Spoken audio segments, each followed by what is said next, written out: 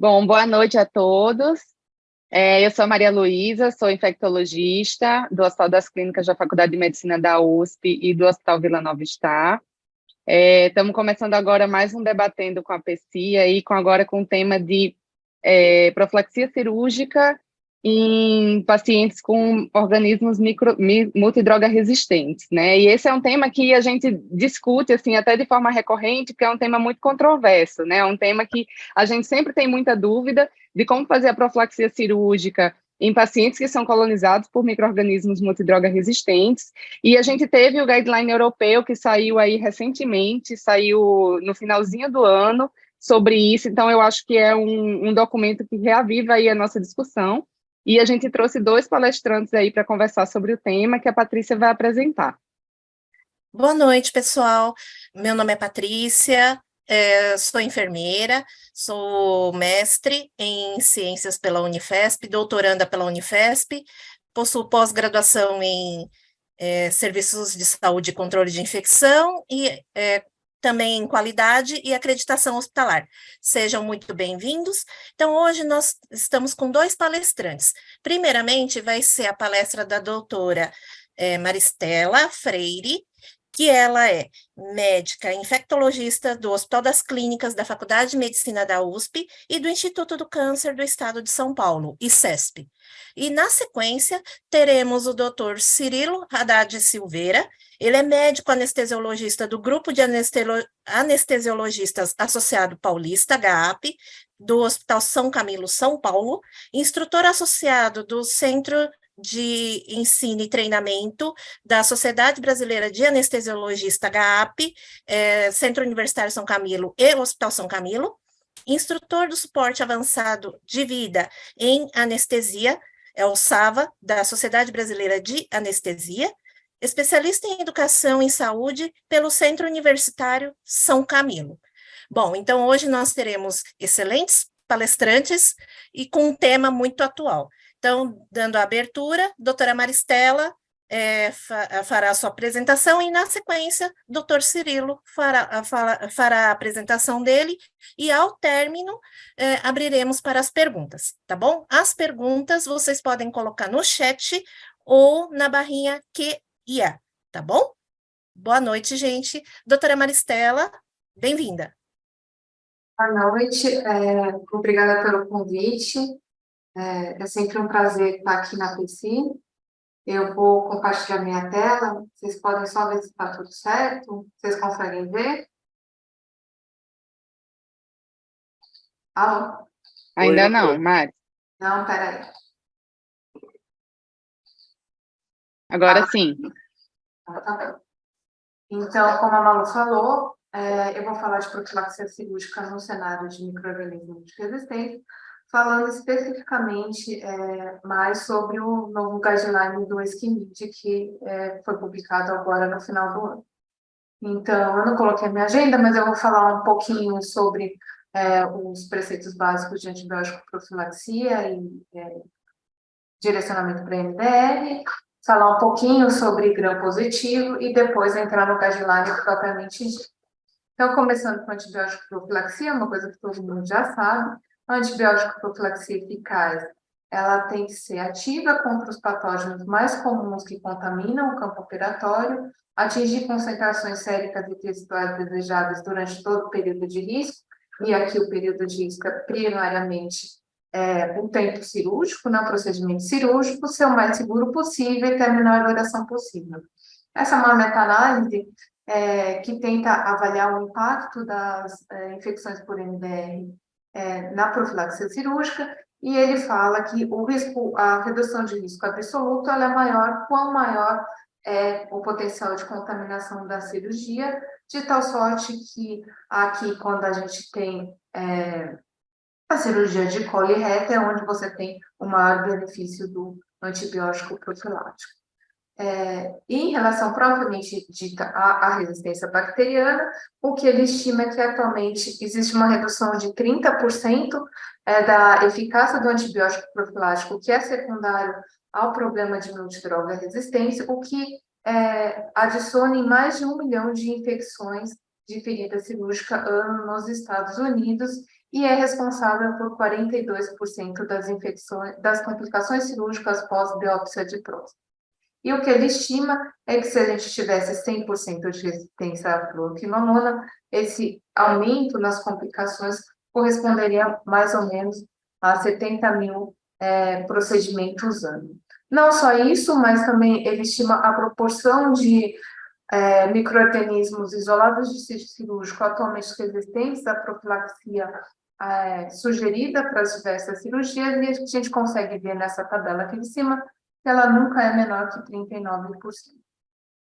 E o que a gente tem que pensar quando a gente considera o impacto da colonização de MDR na profilaxia cirúrgica? Primeiro, se todas as bactérias são iguais em relação ao risco de causar infecção, e a gente sabe que não, a virulência da bactéria determina qual que é o inóculo que aumenta o risco de causar infecção, e a densidade da colonização propriamente dita.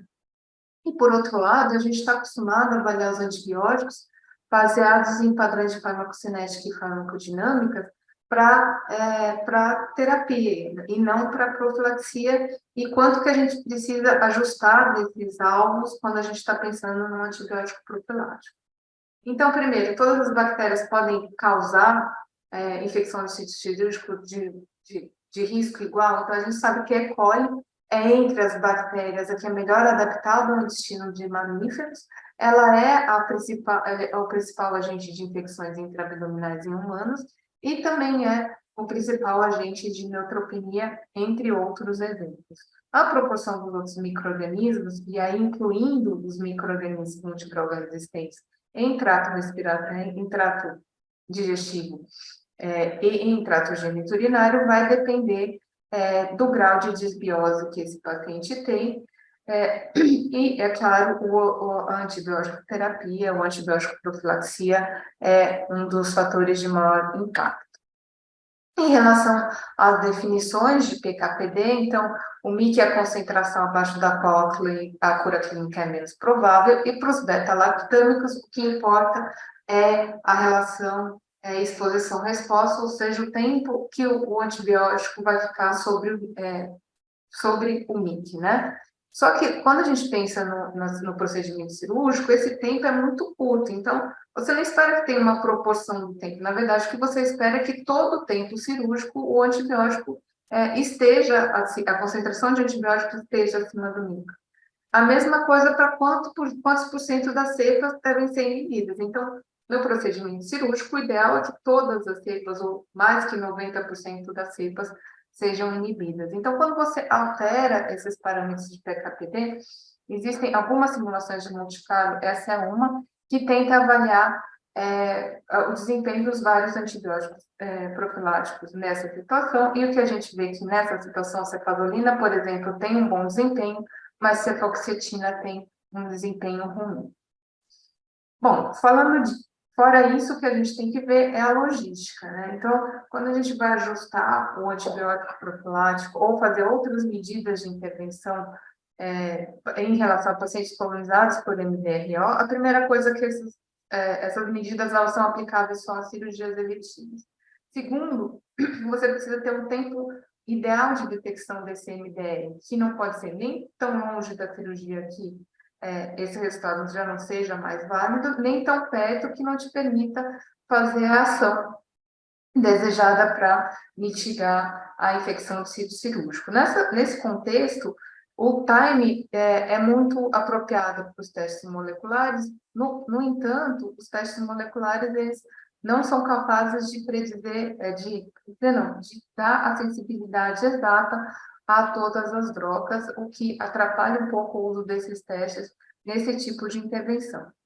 Adicionalmente, tem os efeitos adversos, ou de descolonização, ou de mudança na profilaxia, de aumento de espectro na profilaxia, o impacto na microbiota do paciente e os custos. De tal maneira que existem duas situações aplicáveis, então, que são, ou você vai fazer essa mudança num grupo específico que tem ou uma maior incidência ou um maior impacto das infecções por MDR, ou você vai fazer uma mudança não só não só direcionada para os pacientes com MDR, mas para todo um grupo de pacientes onde você tem uma prevalência muito alta de MDR, ou na colonização, mas principalmente como agente de infecção de ciclo cirúrgico.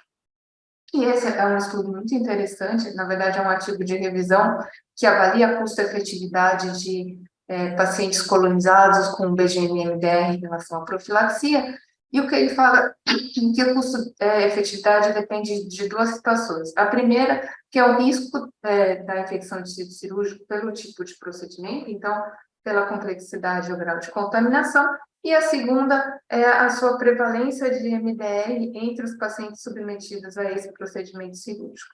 E aí ele cria um outro indicador que é parecido com o NNT, que é o NNS, que é o número necessário de pacientes triados e com profilaxia ajustada para prevenir uma infecção de ferida cirúrgica. E esse número, ele é tirado do NNT sobre a prevalência da colonização por MDRO. De tal maneira que a gente consegue ver nesse gráfico que até 10%, qualquer mudança na prevalência reduz muito o número de NNS. E acima de 30%, isso não se modifica muito. O que quer dizer? Que acima de 30%, na verdade, as medidas para buscar o MDR, elas já são úteis, né? O ideal é você fazer uma intervenção para todo aquele grupo de população.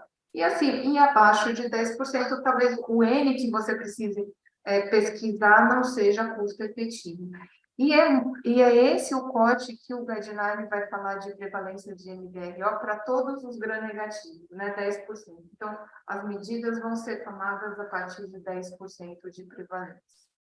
Em relação aos tipos de cirurgias de patógenos, isso é uma coisa que todo mundo sabe, para cirurgias limpas, o principal MDR é o MRSA, e para cirurgias intraabdominais de trato geniturinário, aí as enterobactérias são os principais agentes nessa ordem de frequência em relação à resistência à fluoroquinolona, às resistências à cefalosporina e resistência à carbapenina.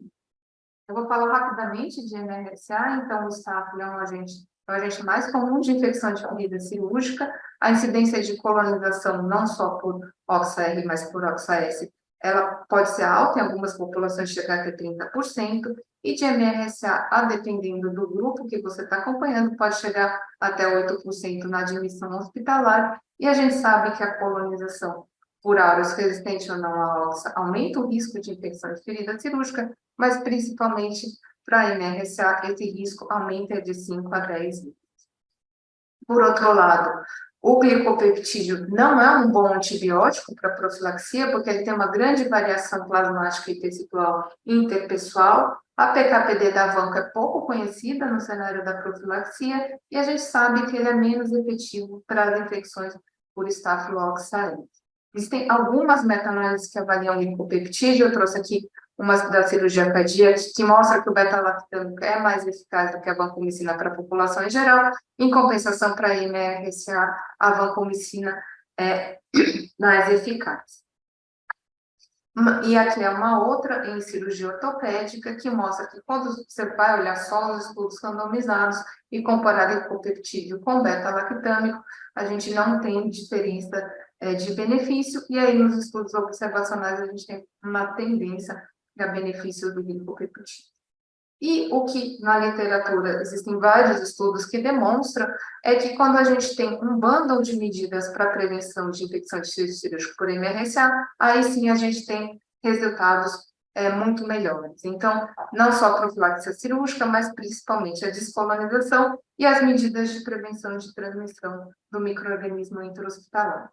Essa é uma meta-análise de cirurgia ortopédica que avalia vários estudos que aplicaram bundle com um fator protetor importante dessa intervenção, e a descolonização, a gente sabe que é uma medida eficaz para a prevenção de infecção de sítio cirúrgico por aureus, mesmo quando ela é aplicada a toda uma população sem pesquisa prévia de colonizada. Se você tem esse agente como um problema de infecção de sítio cirúrgico, quando ela é associada ou não à profilaxia com glicopeptídeo, e ela reduz o tempo de colonização, mas não tem impacto na mortalidade intra-hospitalar, existe o risco da resistência à mupirocina e existe o custo associado à pesquisa do MRSA, além de uma variação de sensibilidade a depender do método que você vai pesquisar esse patógeno, mas de qualquer maneira é uma intervenção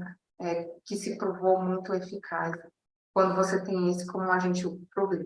Em relação aos gram-negativos propriamente dito, então esse é o guideline do SCIMIND, e ele traz algumas questões. Primeiro, se o screening para BGN-MDR deve ser recomendado antes das cirurgias e quando, qual que é o antibiótico avaliado para as profilaxias dirigidas em pacientes colonizados, se a profilaxia deve ser adaptada para pacientes colonizados antes da cirurgia, se existem outras intervenções fora a profilaxia guiada, ou seja, descolonização, descontaminação, outros bundles com benefício para esses pacientes colonizados, e qual que é a duração da profilaxia.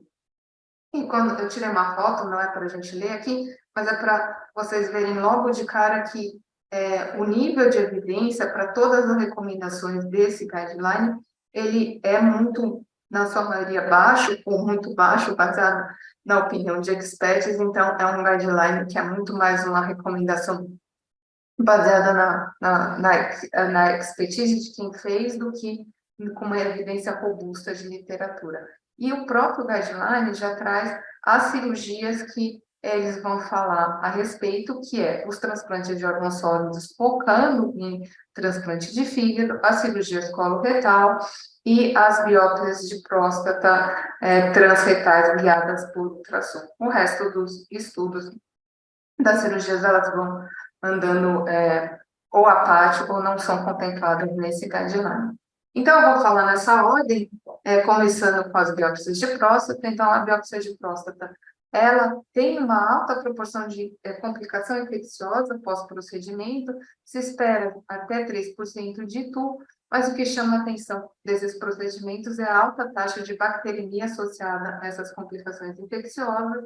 Tem se descrito um aumento da incidência dessas complicações, o principal agente infeccioso isolado é a E. coli, e essas complicações são associadas a um aumento na resistência de enterobactérias, principalmente de resistência às fluoroquinolonas, que em algumas séries podem chegar até 45%.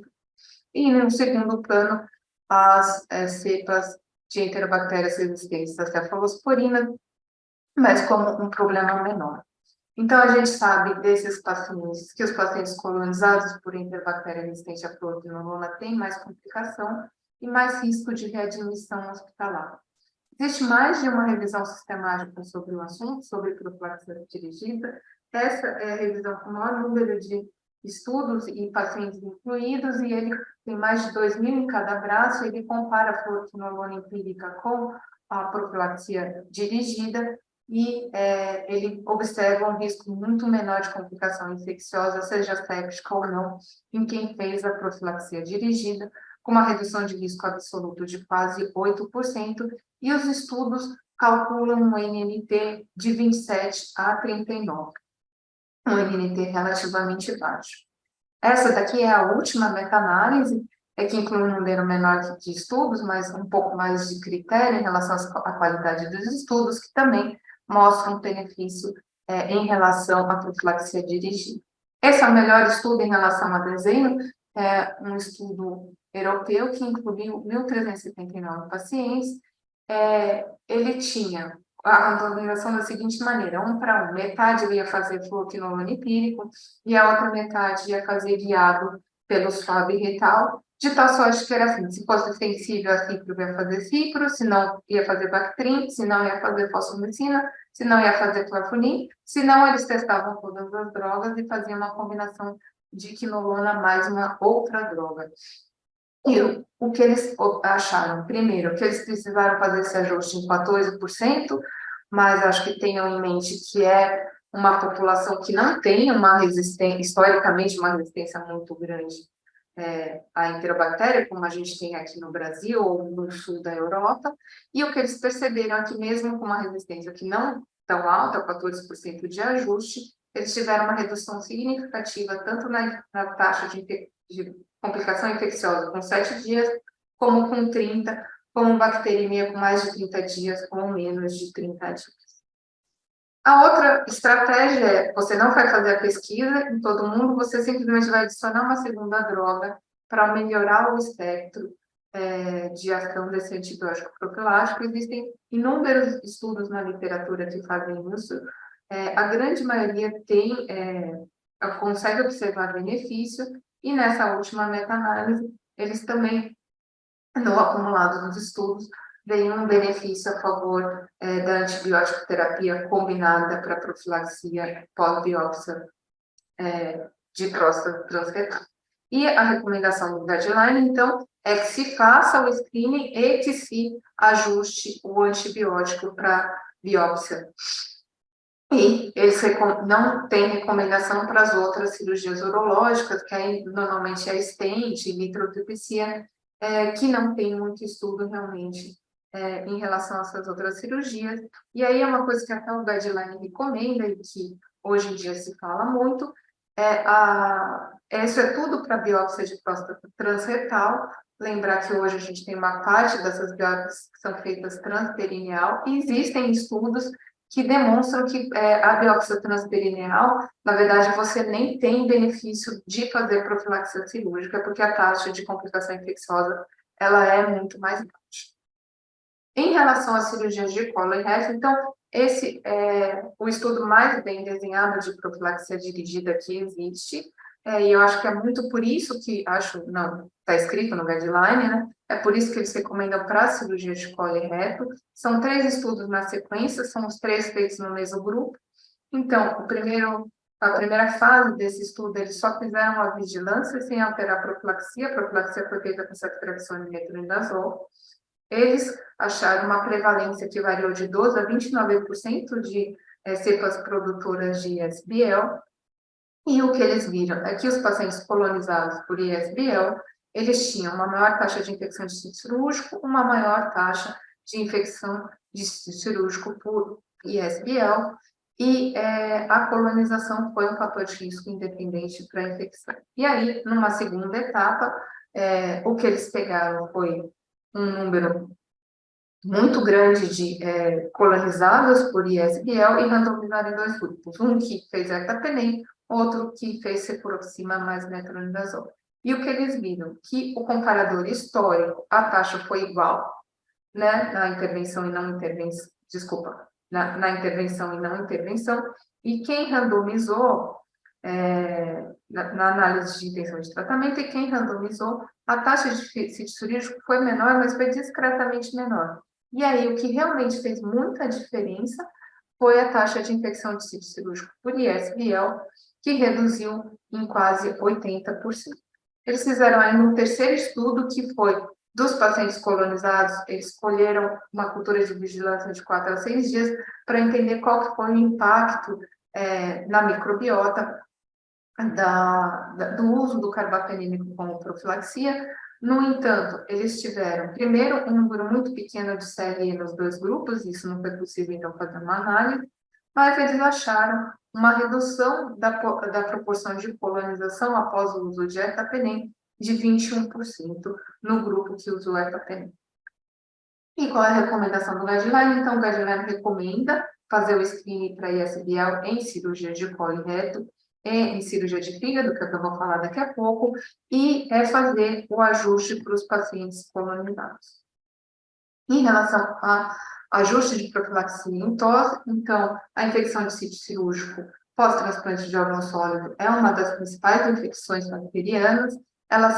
Ela é mais frequente para os órgãos intraabdominais do que para os outros órgãos, e quando a gente vai ver em termos de volume de transplante feito e prevalência de infecção de sítio cirúrgico, o que mais chama atenção e o que mais tem é o transplante de fígado mesmo. E isso tem impacto para todos os TOS, no maior tempo maior risco para internação em UTI, maior mortalidade durante a admissão, maior risco de readmissão hospitalar e menor sobrevida do enxerto.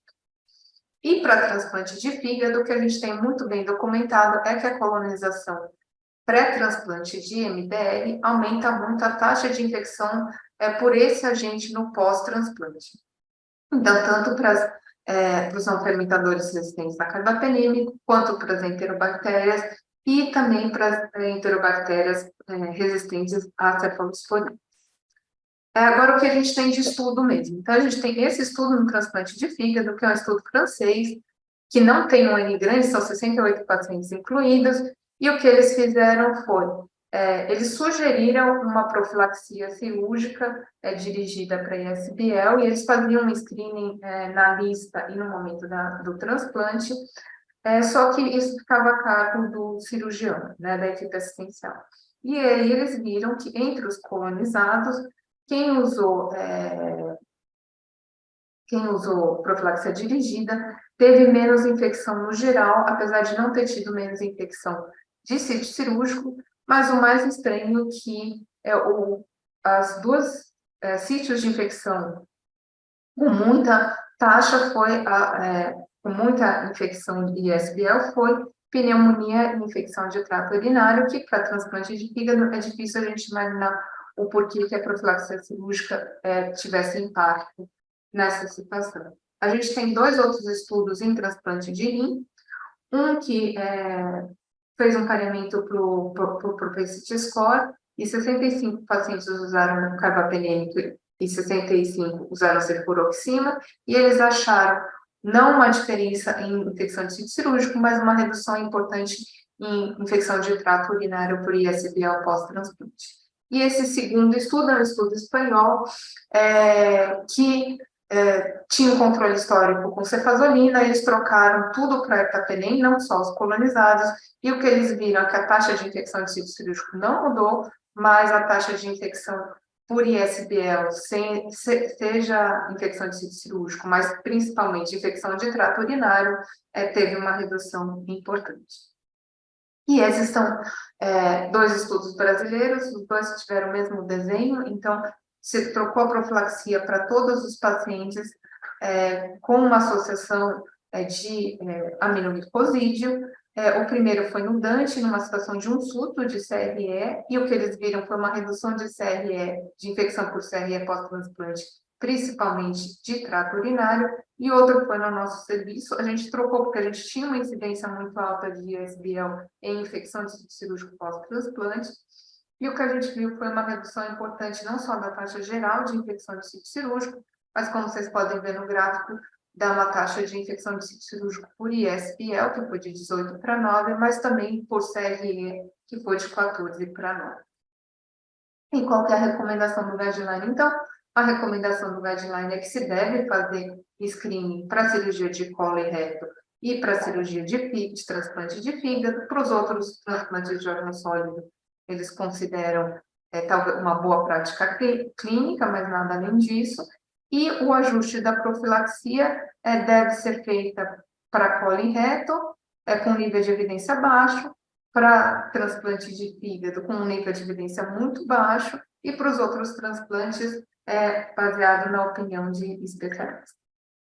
Em relação às resistências, aos BGMs resistentes a carbapenêmicos, então, desses, o principal é a enterobactéria resistente a carbapenêmico. A colonização é o fator de risco mais importante para a infecção, seja a colonização pré-transplante como a pós-transplante, e o que chama atenção na colonização por CRE é a alta proporção de colonizados que evoluem com infecção no pós-transplante. A gente pode ver aqui transplante de fígado de 30 a 54 e de pulmão, tudo bem que são séries pequenas, mas pode chegar até 81%, com uma média entre a colonização e a infecção muito próxima. E o que a gente vê nesse gráfico, que é um gráfico de um estudo do nosso centro, é que em relação às colonizações pelos outros MDRs, a colonização por cleve resistente a carbapenêmico, que nesse estudo era basicamente KPC, ela é muito maior a proporção dos pacientes que evoluem com infecção. E aí, esse é um estudo do nosso serviço. O que a gente fez? A gente ajustou toda a profilaxia para um grupo de risco que a gente considerou depois de uma análise de COT, que era ou colonização, ou tratamento com antibiótico de amplo espectro, ou MELD elevado, ou diálise pré-transplante. A gente tem que ter em mente que os transplantados de fígado, é difícil essa identificação da colonização pré-transplante, porque não é uma cirurgia letiva, né? E o que a gente viu é que a profilaxia ajustada, de fato, diminui a infecção de sítio cirúrgico por multidroga resistente, mesmo ajustada para os outros fatores. Qual que foi o problema desse estudo especificamente?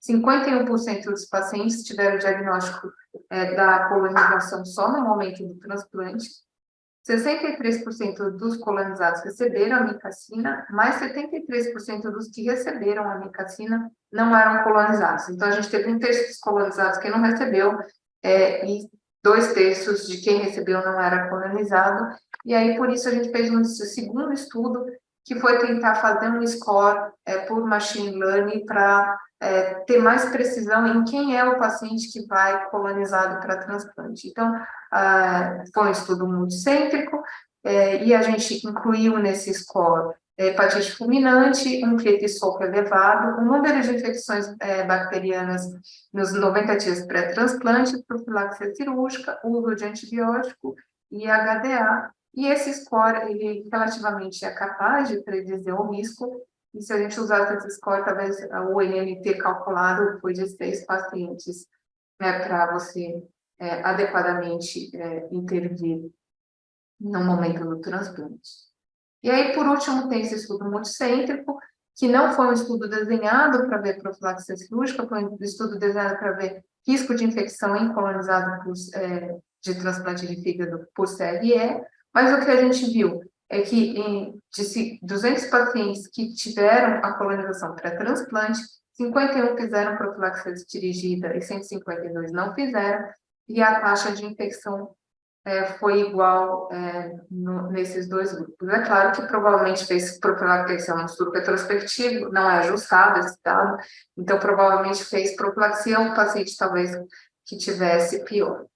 Mas, enfim, a gente não tem uma evidência do benefício. E para a cineto, a gente tem menos dado ainda. Então, pós-transplante, o acineto, a principal sítio de infecção é intraabdominal e pulmonar, mas também os principais órgãos que têm infecção por acineto é transplante de pulmão e transplante de fígado. Igual a CRE, é uma infecção muito precoce. A colonização pré-transplante, como eu mostrei anteriormente, é um fator de risco importante. E a gente tem um estudo no nosso centro que a gente fez a análise por pulsate field e a gente viu que era a mesma cepa da colonização pré-transplante que fazia a infecção no pós-transplante. O número de relatos na literatura de profilaxia assustada é muito pequeno, é menor que 10, sem um benefício aparente, mas, de novo, provavelmente a profilaxia foi ajustada nos pacientes de maior risco. E lembrar que no pulmão a gente faz profilaxia também com antibiótico aerosol, e já foi demonstrado que fazer colistina inalatória, você aumenta o risco de acineto resistente à polimixina. E o outro problema do acineto é que a sensibilidade dos testes de vigilância nessa população específica, ela é muito menor, mesmo quando a gente colhe de tecidos, quando comparado aos outros genes resistentes à carbapenem. E qual que é a recomendação? Então, a recomendação é que se faça screening para CRE e que se faça screening para acineto resistente a carbapenêmico quando isso for um problema de epidemiologia local, principalmente em transplante de fígado. E aí a justificativa do guideline é que você deve fazer isso, porque não só você pode ajustar a profilaxia, mas mais que isso, você pode entrar empiricamente de uma maneira mais precoce com antibiótico nesses pacientes. Desculpa. Mas não existe recomendação de profilaxia ajustada. E por último, eu não vou falar muito de descolonização, mas esse é o estudo mais legal que tem de descolonização do transplante, que é um estudo multicêntrico espanhol. A intervenção foi colistina e inamicina, e o que eles acharam foi que uma redução da colonização em 30 dias, mas sem redução da taxa de infecção por MDR no pós-transplante. E a recomendação do guideline, então, é que as outras intervenções como descolonização, SBT e bundles, não existe recomendação na literatura, mas que pode ser considerado. E que não existem ensaios clínicos randomizados que possam responder essa pergunta. Então, como conclusão, os pacientes colonizados por bactéria multidroga resistente, eles têm um maior risco de infecção por esse agente no pós-transplante, seja por causa da colonização em si, ou porque esse é um marcador de gravidade. Esses pacientes, então, são pacientes de risco para infecção de sítio cirúrgico no geral, não só por aquela bactéria.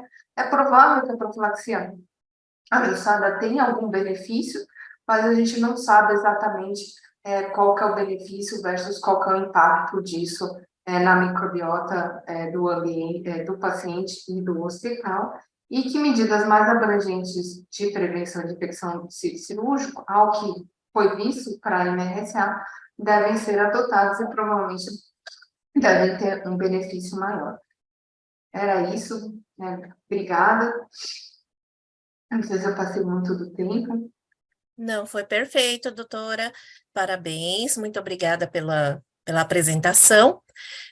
Agora eu convido o doutor Cirilo para fazer a próxima apresentação.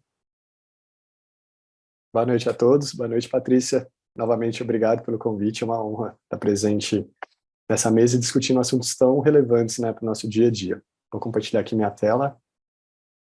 Chegou aí, Patrícia? Sim, certinho. Ótimo, beleza. Inicialmente, queria comentar que eu não tenho nenhum conflito de interesse referente à minha aula, e a gente vai discutir um pouquinho sobre qual que é a atuação do anestesista perante a profilaxia cirúrgica, profilaxia antibiótico terapia profilática. Inicialmente, só para a gente contextualizar, o que é o significado de anestesia? A anestesia ela vem do grego antigo, uan, que é a ausência, e estesia, que é a sensação. Então, essa sensação, a ausência da sensação. Então, é o que o paciente preconiza naquele início, no procedimento, é o que ele vai preconizar durante o procedimento cirúrgico em si. E contextualizando historicamente, a gente traz essa imagem aqui mostrando a primeira anestesia geral documentada no mundo, que foi realizada no Hospital Geral de Massachusetts, em Boston, nos Estados Unidos, por um estudante de medicina de Harvard, que na verdade ele era um cirurgião dentista e ele estava fazendo medicina. E aí ele começou a procurar e começou a querer entender como fazer um paciente dormir, não sentir não sentir durante o procedimento e ficar imóvel, promovendo uma melhor atuação do profissional, do cirurgião. Isso ocorreu dia 16 de outubro de 1846 e por conta disso, todo dia 16 de outubro, a gente é comemorado o Dia Mundial da Anestesia. Aqui só mostrando o William Thomas Green Morton, que foi esse estudante de medicina, que é esse senhor que está aqui segurando esse frasco de vidro, no qual ele colocou o éter e fez o paciente dormir. Então, foi um evento bem histórico, bem relevante, né, para até os dias atuais, no qual iniciou a anestesia. Bom, antigamente, o paciente ele ficava acordado durante todo o procedimento. Então, imagina a situação, a gente segurar um paciente para realizar o procedimento e o cirurgião era considerado bom, aquele cirurgião que realizava esse procedimento o mais rápido possível. Consequentemente, o paciente sentia uma dor mais rápida, ela não era uma dor tão prolongada e, consequentemente, o nosso paciente não tinha um desfecho desfavorável. E imagina, se não existia nem anestesia nessa época, a profilaxia antimicrobiana também não passava nem perto dessas atuações, né? E hoje em dia, a gente tem técnicas muito mais modernas, monitores, bombas, antibióticos, medicamentos, tudo muito mais desenvolvido e muito mais fácil acesso aos pacientes. Bom, e como que funciona essa profilaxia cirúrgica? Então vamos discutir um pouquinho. A doutora Maristela comentou brilhantemente na aula, parabéns pela excelente aula, então me facilitou muito aqui na minha explanação. Bom, o que a gente tem que entender que significa profilaxia cirúrgica? Profilaxia cirúrgica, profilaxia antimicrobiana na cirurgia é muito importante para a prevenção da infecção do sítio cirúrgico. No entanto, a sua ação é limitada, razão pela qual não substitui as demais medidas de prevenção. Então, não é só realizar também a profilaxia antimicrobiana, a gente precisa ter toda a antisepsia e asepsia no momento da realização da cirurgia. Além disso, adicionalmente, a profilaxia cirúrgica está diretamente ligada ao desenvolvimento da microbiota resistente, razão pela qual seu uso deve ser racional e sempre justificado. Então, a gente não vai utilizar medicamentos inadvertidamente, como a doutora Maristela exemplificou claramente. Bom, e a Anvisa ela define como um dos princípios básicos da profilaxia, uma eficácia da sua profilaxia ela vai depender diretamente do modo da sua administração, o momento do início, a repetição intraoperatória e a sua duração. Isso vai impactar diretamente na sua eficácia e na sua atuação. E o que é importante a gente lembrar também? O início da profilaxia. A gente não pode demorar muito para administrar a medicação e também a gente não pode demorar muito para realizar a incisão cirúrgica após a sua administração. Então, um dos mais importantes princípios da prescrição dessa profilaxia antimicrobiana é o momento da primeira dose, então o momento que a dose é iniciada. O antimicrobiano, ele é iniciado incorretamente, ele compromete a eficácia, independente da dose ou duração do esquema. Então, por isso que é muito importante o início da sua administração. Na maioria dos casos, na maioria dos procedimentos cirúrgicos, a gente preconiza realizar a antibiótico profilaxia 30 minutos antes da incisão cirúrgica. Então, a gente precisa ter um certo sincronismo com a equipe de cirurgia para realizar a sua administração de uma forma correta e eficaz.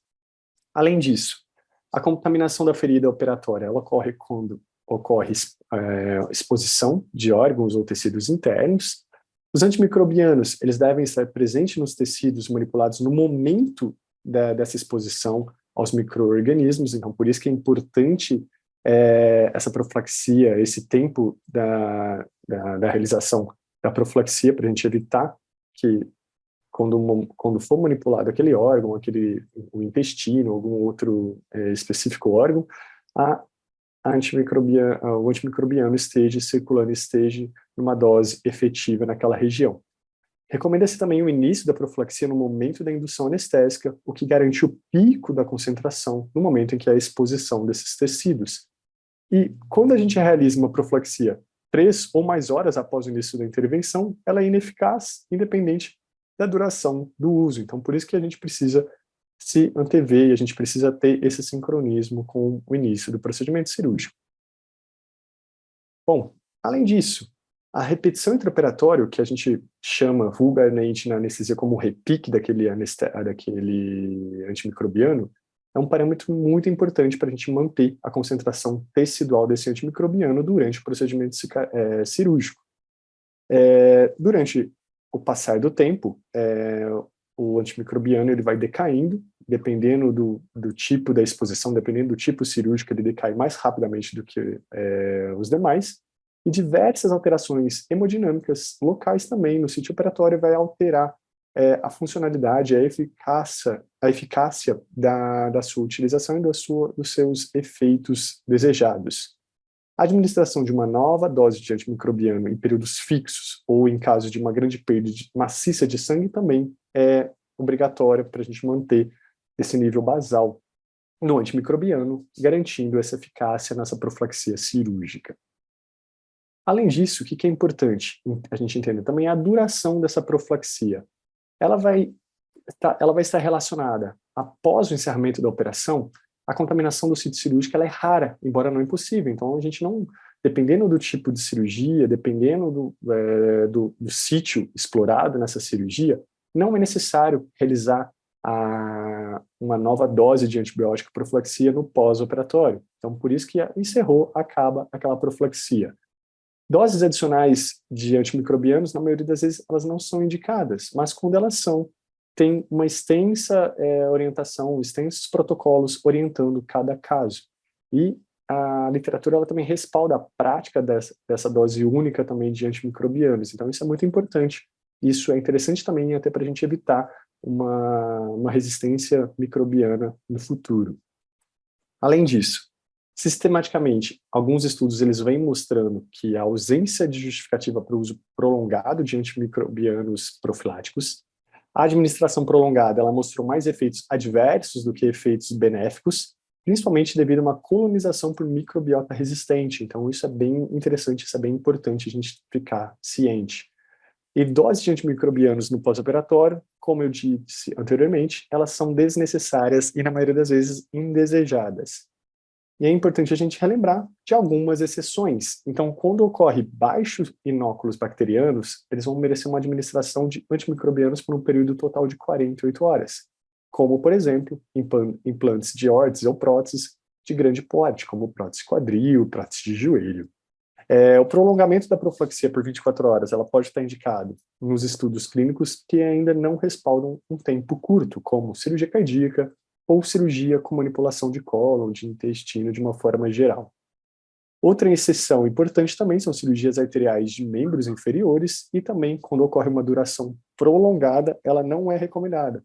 O paciente, principalmente quando ele persiste com drenos, sondas vesicais, catéteres venosos ou até cânula orotraqueal, isso também a gente tem que ficar atento e a gente não deve realizar a manutenção dessa profilaxia.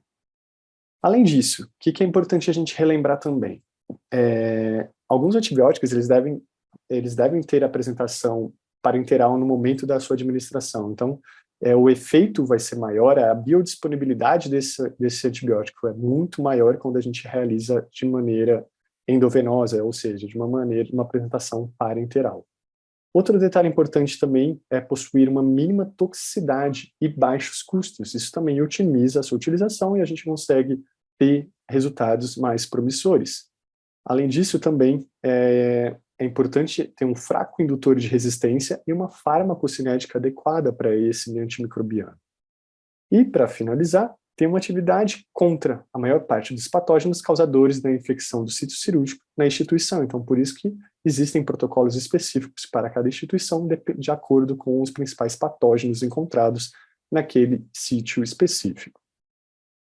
Bom, e o que é importante, pessoal? A exposição de grande quantidade de pacientes a algum antimicrobiano específico vai promover uma resistência àquele medicamento. Então, por isso que a gente tem que ter muita atenção e muito cuidado na sua administração. O antimicrobiano escolhido, ele não deve ser o mesmo indicado para infecções hospitalares graves. Então, isso vai ter um efeito importante no tratamento e um efeito importante no bloqueio desse desenvolvimento dessa resistência aos antimicrobianos. Além disso, a gente vai escolher um antimicrobiano de acordo com vários fatores, de acordo com várias técnicas, tanto cirúrgicas quanto anestésicas, que vão estar vinculadas. Aqui eu trouxe alguns exemplos para a gente entender como que funciona isso. A cefuroxima, ela tem uma grande vantagem se necessitar de concentrações, principalmente no sistema nervoso central, ou quando uma incidência de infecções pós-operatórias causadas principalmente por enterobactérias. A gente sempre tem que analisar também o custo-benefício daquele antimicrobiano. Então, eu não vou simplesmente administrar, independente de avaliar toda essa esfera, toda essa gama de variáveis que é importante a gente entender. A cefoxitima também pode ser utilizada para operações de cólon. O sulfamethoxazol, trimetropina, clindamicina, aminoglicosídeos estão principalmente associados à clindamicina ou a metronidazol, são alternativas para cefalosporinas, então isso é importante a gente entender, principalmente aqueles pacientes que possuem qualquer tipo de alergia a alguma cefalosporina, a gente pode associar, a gente pode trocar por esses outros antimicrobianos. A vancomicina, ela deve ser restrita também para situações excepcionais, que é um antibiótico de um amplo espectro, então a gente tem que tomar muito cuidado com a sua utilização, não utilizar de qualquer forma, e sim em situações excepcionais. Quinolonas, como cefalosporinas de terceira geração e quarta geração e carbapenêmicos, eles não são superiores aos esquemas propostos. Por quê? Porque eles possuem um potencial resistência e um alto custo. Então, isso tudo que a gente precisa pôr na balança, a gente precisa analisar aquilo que eu disse anteriormente, analisar o custo-benefício dessas medicações e desses antimicrobianos. Além disso, o que a gente tem que entender como critério para a indicação da profilaxia? Vários estudos clínicos mostraram a capacidade de nos levar a condutas seguras e bem respaldadas, então a gente precisa realizar essa revisão bibliográfica cuidadosa, a gente precisa indicar uma profilaxia dependendo não só da operação, mas sim indicar realizar uma indicação mais refinada, levando em consideração tanto a cirurgia como as condições desse paciente. Então, anteriormente, o pessoal indicava mais baseado àquela cirurgia, mas a gente vê atualmente que essa indicação é muito mais refinada, a gente leva em consideração não apenas a condição cirúrgica, mas sim a condição clínica daquele paciente. Se vai promover alguma alteração, alguma interferência e evitando, no final, uma evolução para uma resistência àquela medicação. Bom, e como que é indicado antibiótico profilaxia? Então, a gente vai trazer algumas indicações, alguns cuidados que a gente tem que tomar para realizar essa indicação com mais cuidado e com mais atenção. Para aqueles casos no qual apresenta um risco de desenvolvimento de infecção do sítio cirúrgico alto, como cirurgia de cólon, a gente tem que sempre realizar antibiótico profilaxia, considerando o tempo antes da incisão cirúrgica, isso é fundamental. Nos casos com risco de desenvolvimento de infecção do sítio cirúrgico for baixo, a gente tem que levar em consideração se as consequências são potencialmente desastrosas, se eu deixo de realizar essa profilaxia. Eu tenho que levar em consideração se meu paciente vai ter um implante de prótese ou órtese, ou se meu paciente vai estar submetido a uma cirurgia cardíaca. Então, isso tudo tem que levar em consideração na indicação da profilaxia. Outro detalhe importante também é aquele risco de infecção de sítio cirúrgico baixo, principalmente aqueles pacientes, eu tenho que levar em consideração se o paciente tem grande propensão à infecção, aí sim eu vou realizar uma profilaxia adequada. Se meu paciente apresenta uma diabetes descompensada, no qual meu paciente possui um risco maior de evoluir para uma infecção, evoluir para um quadro de sepsis, então isso é muito importante. Pacientes com uso prolongado de corticoides, desnutrição e obesidade extrema, então isso tudo entra também como preditores de realizar uma profilaxia antimicrobiana de forma mais adequada. Bom, e o que a gente observa como melhoria nesses casos para realizar a melhor prática de profilaxia cirúrgica nos hospitais? As comissões de controle de infecções hospitalares, elas possuem papel importante e fundamental na elaboração das estratégias de racionalização dessa profilaxia cirúrgica. Então, a gente sempre tem que lembrar que não vai partir da nossa cabeça, não vai partir do que a gente acha que é melhor ou pior para o paciente. A gente tem que levar também em consideração o que o protocolo institucional preconiza para aquele específico caso. Sempre levando em consideração que a gente precisa de uma interdisciplinaridade, a gente precisa de um acordo conjunto com as equipes cirúrgicas envolvidas para desenvolver esses guias de profilaxias que devem ser abrangentes e consensuais, abordando as situações mais frequentes encontradas. Então, tudo que pode acontecer é bom a gente ter já um protocolo, já ter uma estrutura já montada, na qual eu vou seguir, eu vou orientar meus pacientes, eu vou orientar também a minha equipe anestésica / cirúrgica. Além disso, eu preciso também respeitar os parâmetros técnicos recomendados, preciso realizar uma ampla divulgação e uma monitorização da aplicação. Isso é muito importante, porque o pessoal da CCH, que trabalha diretamente na realização desses protocolos, de tempos em tempos, eles realizam uma educação médica continuada com toda a equipe, orientando como que funciona, o que houve de atualização, o que houve de mudança dentro dos protocolos institucionais e dentro das doses, tempo e tipos de antimicrobianos que a gente pode utilizar durante a nossa técnica cirúrgica, técnica anestésica. E, além disso, devem ser elaboradas estratégias de restrição também de certos tipos de antimicrobianos, sempre baseados em diretrizes, para evitar tanto o seu uso prolongado quanto o uso inadvertido de alguns tipos de antimicrobianos, evitando também a resistência a esses específicos medicamentos. Então, isso é muito importante também. E como que entra a anestesia nisso, pessoal? A anestesia, a gente traz para o nosso serviço um protocolo de otimização intraoperatória, otimizando o nosso paciente otimizando a qualidade do seu atendimento, melhorando essa recuperação, otimizando a recuperação, trazemos uma certa segurança na diminuição das complicações, aumentando a eficiência, diminuindo os custos hospitalares, aumentando a competitividade, trazendo uma economia, consequentemente, trazendo melhor benefício, tanto para o hospital, quanto para o paciente e quanto para o cirurgião. Então, isso tudo dentro, a gente inclui também a utilização racional dos antimicrobianos, que é fundamental também nessa técnica. E aqui só mostrando que se a gente aumentar, a gente ir incrementando 1% à medida do tempo na nossa técnica, na nossa atuação, dentre essas atuações entra a profilaxia cirúrgica, a gente consegue melhorar e muito o sucesso do nosso paciente, o sucesso do procedimento cirúrgico, consequentemente, diminui as chances de infecções pós-operatórias, infecções de sítio cirúrgico. Isso a gente consegue ter uma diminuição de custo, uma diminuição de tempo de internação, a gente aumenta também a satisfação tanto do paciente como a satisfação do cirurgião e a satisfação também do hospital no qual a gente está inserido.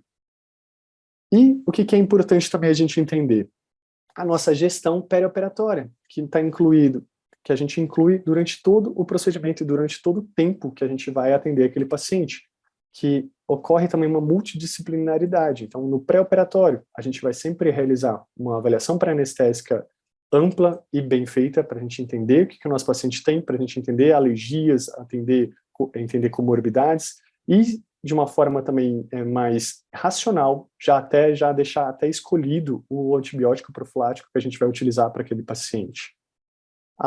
Dentro do intraoperatório, ocorre a realização de anestesia para vários tipos de especialidades, e dentre as quais existem vários protocolos assistenciais institucionais já desenvolvidos, nos quais a gente vai utilizar o antibiótico adequado para aquele tipo de cirurgia e associado também ao tipo e à clínica do nosso paciente, diminuindo a taxa de suspensões cirúrgicas, diminuindo as complicações intraoperatórias, e isso é fundamental também. E no pós-operatório, a gente sempre lembra que a gente tem que entender o paciente como um todo e não só durante o procedimento cirúrgico. A gente tem que entender que esse paciente tem uma família, tem um pessoal esperando ele do lado de fora, e a gente precisa entregar esse paciente da melhor forma possível e o mais otimizado possível, com todos a gama de atendimento, a gama de assistência mais aplicada e mais bem feita, e dentre isso inclui a profilaxia cirúrgica também, que a gente tem que entregar essa profilaxia cirúrgica de uma forma mais efetiva, evitando infecções de sítio cirúrgico no pós-operatório, principalmente evitando, né, um retorno no pós-operatório de uma internação devido a uma infecção de sítio cirúrgico, ou até um atraso na alta desse paciente devido ao desenvolvimento de alguma infecção do sítio cirúrgico por algum erro ou a não realização da profilaxia adequada. Então, isso é muito importante. E aqui eu já estou quase finalizando a minha fala. Trouxe o nosso protocolo que a gente utiliza nas redes de hospitais que a gente trabalha, mostrando que dependendo do tipo do peso do paciente, dependendo do tipo de cirurgia, a gente tem antibióticos já pré-determinados, a gente já tem doses pré-determinadas e a gente também tem o horário do repique, qual que é a dose desse repique. Então, dependendo se é adulto, se é criança, e dependendo do tipo de hospital que a gente está trabalhando, se é o hospital do Sistema Único de Saúde ou se é o hospital privado, vai ter diferenças de acordo com os protocolos institucionais desenvolvidos por cada CCH de cada hospital. E aqui só lembrando uma observação que é muito importante da gente lembrar e frisar: a administração do antibiótico deve ser feita no máximo 60 minutos antes da incisão cirúrgica. Então, a gente preconiza de 30 minutos a 60 minutos no momento da realização da profilaxia cirúrgica. Em cirurgias com sangramento importante, o que é um sangramento importante? No adulto, mais de 1 litro, e na pediatria, mais de 20 ml por quilo, a gente vai administrar um repique, uma dose adicional desse antibiótico profilático para evitar infecções do sítio cirúrgico, beleza?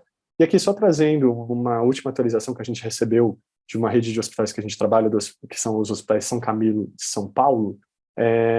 Eles divulgaram essa semana, eu achei até interessante, por isso que eu trouxe, eles mandaram um e-mail para toda a equipe, mostrando quais são as principais medidas de prevenção de infecção do sítio cirúrgico. Então, eles colocaram a tricotomia, que apenas, se necessária, na menor área possível, fora da sala de cirurgia, manter a temperatura da sala sempre de 20 graus Celsius a 24 graus Celsius, isso também é muito importante, a gente manter uma normotermia, não tão baixo, não tão alto. Seguindo a norma NR32, a normativa, né, retirar os adornos, então anéis, pulseiras, colares e relógios, isso tudo, tanto a equipe cirúrgica como a equipe de anestesia, a equipe de enfermagem, todos os colaboradores devem respeitar essa normativa. A utilização da máscara cirúrgica também é descartável, cobrindo todo o nariz, a boca e os pelos da face, então isso é muito importante também. A paramentação completa deve ser realizada pela equipe de cirurgia ou pela equipe de anestesia quando vai realizar algum procedimento invasivo, e sempre deve se lembrar de trocar as luvas em caso de cirurgias em 2 sítios cirúrgicos diferentes. O controle glicêmico também é muito importante, manter uma glicemia menor que 180 mg por decilitro. A porta da sala cirúrgica deve sempre estar fechada, para evitar também que a contaminação externa, né? E também, outro detalhe muito importante, é evitar também a permanência de pessoas que não estejam ativamente participando da cirurgia. Então, evitar que fiquem muitas pessoas dentro da sala. Isso pode aumentar o risco de infecções do sítio cirúrgico e, consequentemente, trazer desfechos desfavoráveis para nosso paciente. Então, é bem legal. Eu trouxe esse panfleto que eles divulgaram, que eu achei bem interessante para a gente contextualizar como que o hospital, de uma forma geral, ele vincula isso e ele traz para os médicos, para os colaboradores, de uma forma geral, como que a gente deve atuar evitando a infecção de sítio cirúrgico. E aí, trouxe aqui umas informações sobre a nossa qualidade, que a Patrícia ela atua ativamente nesse setor, no nosso grupo de anestesia, trazendo um processo contínuo de melhoria, mostrando a conformidade de antibiótico profilaxia intraoperatória na rede de hospitais São Camilo que a gente atua. A gente tinha uma meta de 85%, após a auditoria houve um resultado de 64,47%, a classificação, o indicador atingiu 75,85% dessa meta, e o status atual houve piora em relação ao mês anterior, e o indicador continua abaixo da meta do mês anterior, então mostrando que a maior fragilidade encontrada foi a não anotação dos horários da administração do antibiótico. Então a gente vê que além da administração, os anestesistas, eles precisam informar isso corretamente na ficha de anestesia também, principalmente quando a gente vai auditar essas fichas. E foram realizadas ações para corrigir essas alterações. Na maioria das vezes, o antibiótico foi realizado de forma correta, mas ele não foi anotado de forma correta.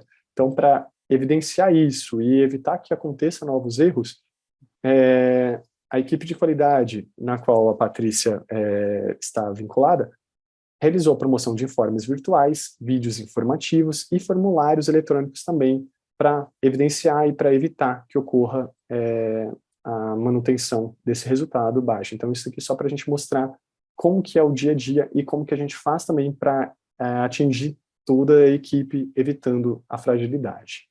E aqui, só para a gente finalizar, o que é muito importante levar para casa, independente se a gente está na anestesia, se está na cirurgia ou se está na infecto, a gente precisa ter essa boa relação médico-paciente para a gente entender o que o nosso paciente tem, o que ele vai fazer e o que eu preciso agir de uma forma global para atender melhor esse meu paciente, promovendo uma segurança, promovendo uma escolha segura desse antibiótico profilático, evitando complicações, evitando que meu paciente evolua com uma resistência antimicrobiana, otimizando os custos e otimizando o paciente como um todo. Isso vai trazer benefícios para o paciente, para a equipe de anestesia, para a equipe de cirurgia e para o hospital de uma forma geral. Então, com essa mensagem final, eu queria trazer esse detalhe que a gente tenta atuar de uma forma mais efetiva, mais otimizada, trazendo melhores resultados para o hospital, consequentemente melhores resultados para o nosso paciente e para o cirurgião parceiro. Tranquilo? Obrigado novamente pelo convite, obrigado por essa oportunidade. Qualquer dúvida, a gente está à disposição. Obrigado, Patrícia. Muito obrigada, Dr. Cirilo, pelo aceite do convite. Bom, no início eu esqueci de falar, né? Eu sou a enfermeira da qualidade junto com a equipe da anestesia, né? Então, na verdade, assim, realmente o trabalho que o Dr. Cirilo colocou, ele acaba sendo extremamente importante. E sempre a gente acaba fazendo as discussões, né, das infecções do sítio cirúrgico, para ver se existe oportunidade de melhorias, enfim, né? Então, é muito importante essas colocações. Bom, Malu, como que você gostaria de iniciar essa discussão? Bom, a gente vai passar para as perguntas agora, né? Então, a gente tem perguntas para ambos os palestrantes aqui. Queria também parabenizar os dois pelas excelentes apresentações. A gente vai começar aqui com a primeira pergunta, que é para a Maristela. Como se dá o screening o screening da colonização, né, do paciente para multidroga resistente? E, emendando a pergunta já, no caso dos transplantes, como que se dá esse screening do doador?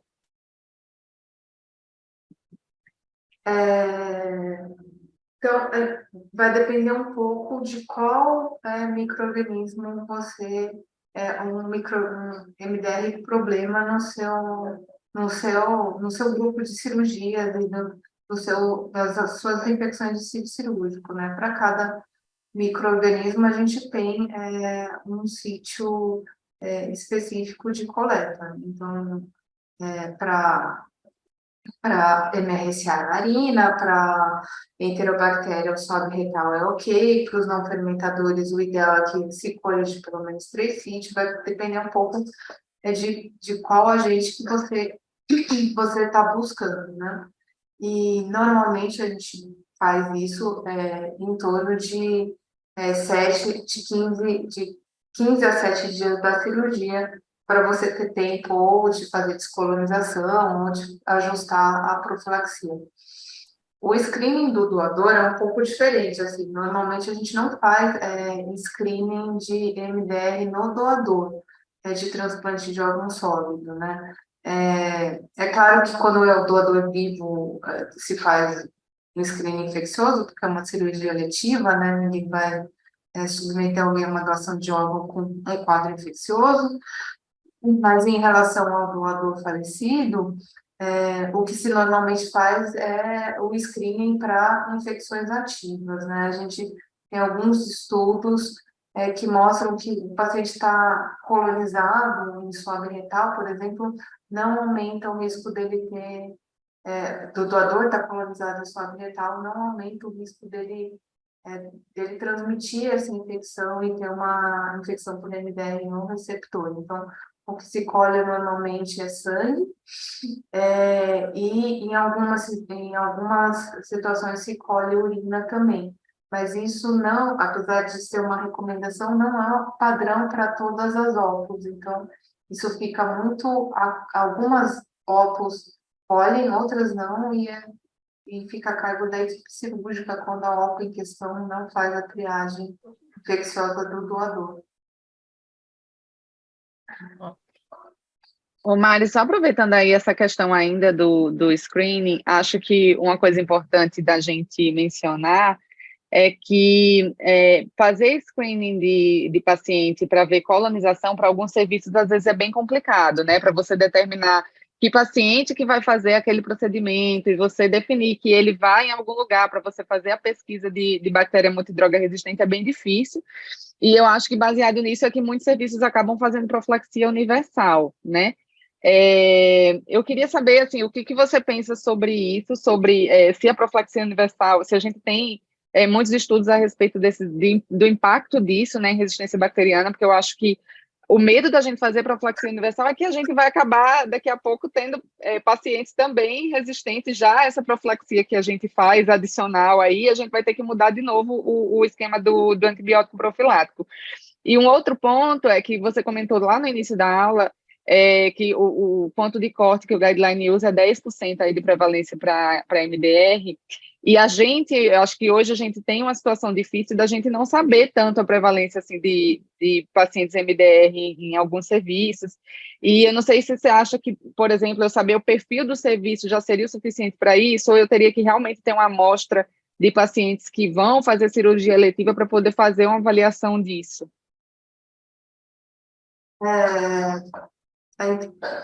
Eu concordo com você, Malu. O grande problema, eu acho que eu falei um pouquinho disso no começo da aula, né? Mas o grande problema do ajuste da profilaxia é a logística disso, né? Que normalmente não é fácil de se fazer, né?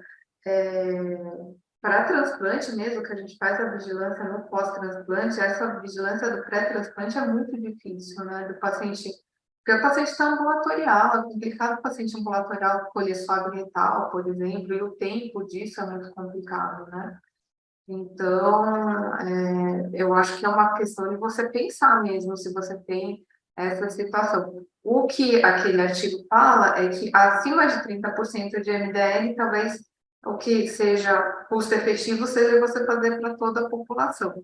Tem poucos estudos que mostram você fazer para todo mundo. Eu trouxe alguns aqui. Tem um outro indoleno pancreatectomia também, que ele trocou de ampicilbactam para tazocin para cobrir ISBL, e ele achou uma redução na taxa de infecção. Normalmente tem a redução da taxa de infecção por aquele MDR, né? Não uma taxa de infecção da redução global.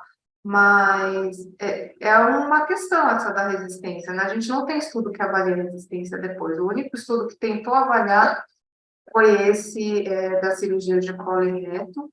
O que eu tenho é assim, aquele estudo que eu mostrei do HC, transplante de rim, que a gente trocou cefazolina por amikacina por causa da proporção de ISBL no pós-transplante, foi que, assim, tudo deu certo, né? Reduziu a infecção de tipo cirúrgico, reduziu as infecções por MDR no pós-transplante, mas um ano depois disso, a gente teve um surto de CRE, que era resistente à polimixina e resistente à amikacina. Então, assim, é o preço que você paga, né? Não tem... Você sempre vai ter o trade-off, né? Não tem, acho que não tem como achar que você, profilaxia cirúrgica, que você usa muito, você achar que isso não vai ter um impacto na sua flora, né? Agora, qual que era a última pergunta? Esqueci. Quando se a gente consegue estimar a prevalência de MDR já pelas infecções pós-operatórias, mas acho que você já respondeu.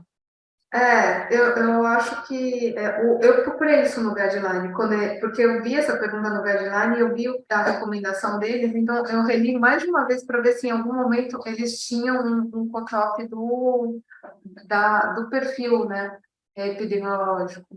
E eles não falam, na verdade, desse cutoff, assim. Então acho que quando você tem muito é fácil, mas quando você tem menos que 30, eu acho que talvez você tenha que pensar, esse é um agente importante, vou fazer uma vigilância por um tempo, só para ver como é que é essa situação.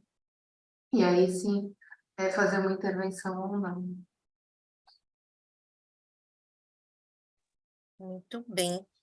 Bom, vamos dando sequência aqui. Agora para o doutor Cirilo, né? Alguns protocolos sugerem que para alguns antibióticos, por exemplo, cipro, vanco, amikacina, devem ser realizados 2 horas antes.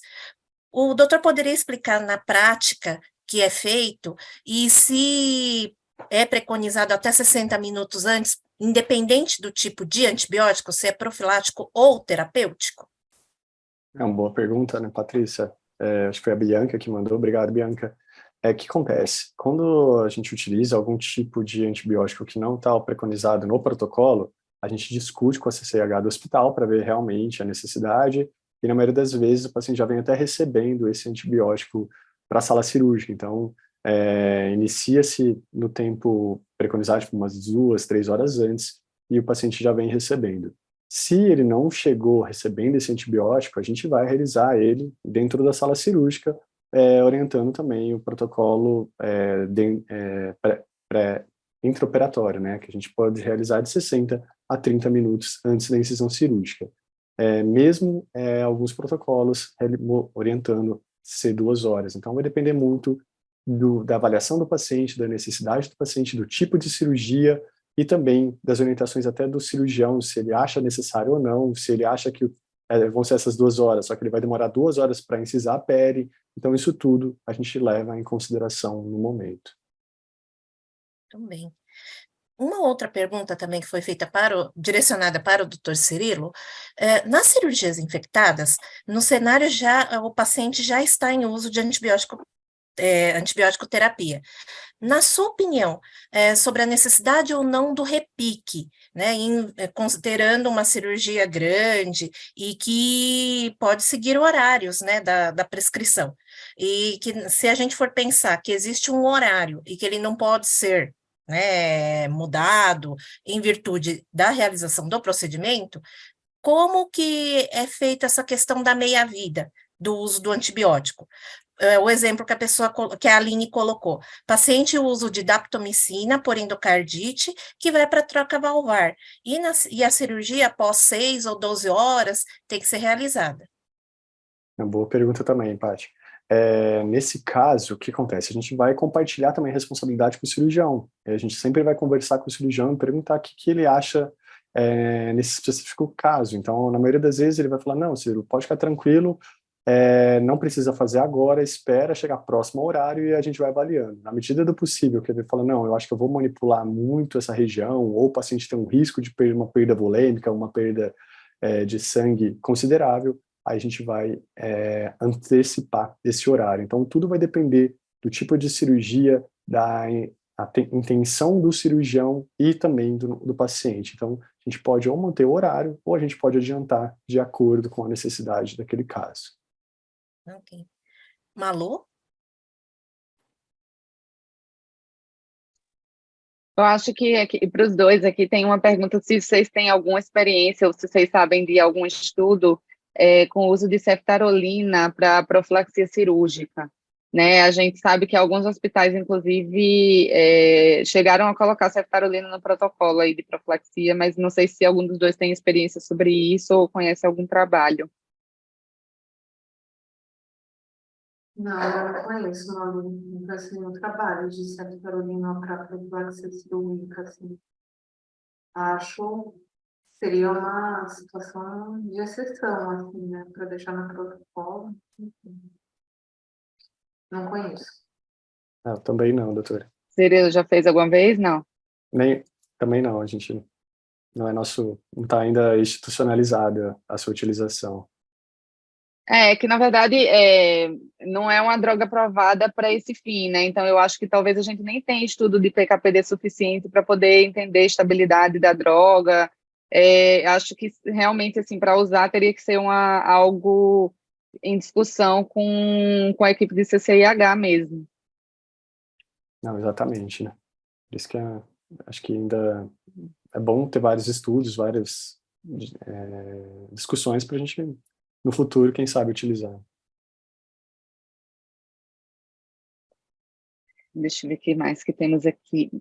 Maris, um paciente sabidamente colonizado por MDR que irá fazer cirurgia eletiva, a Alice está perguntando aqui, a profilaxia faz igual aos demais?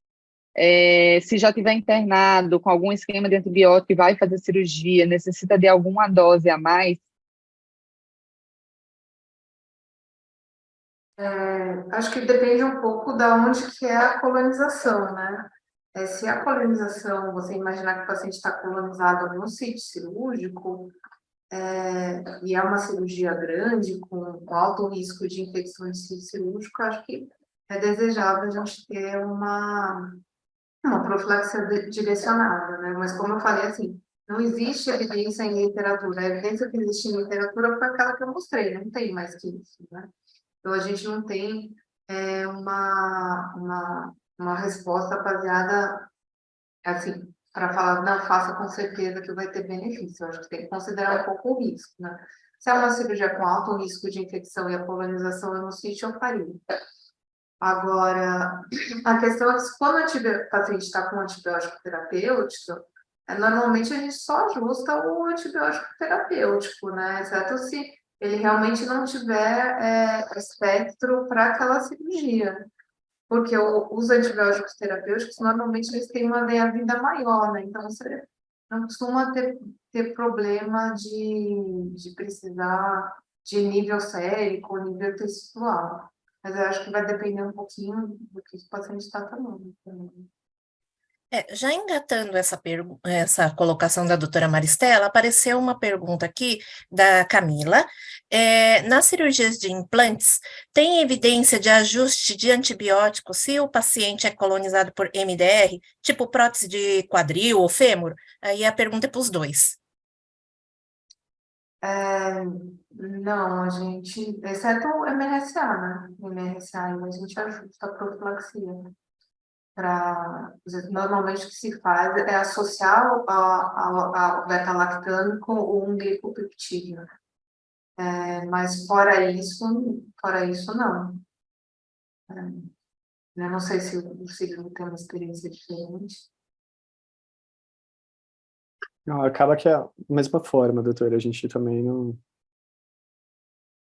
altera, né?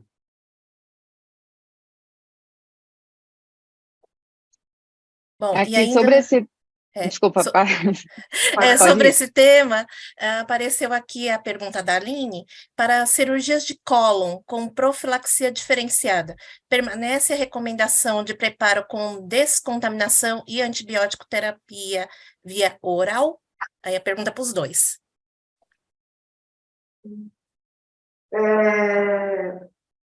Como é que é a cirurgia de colo?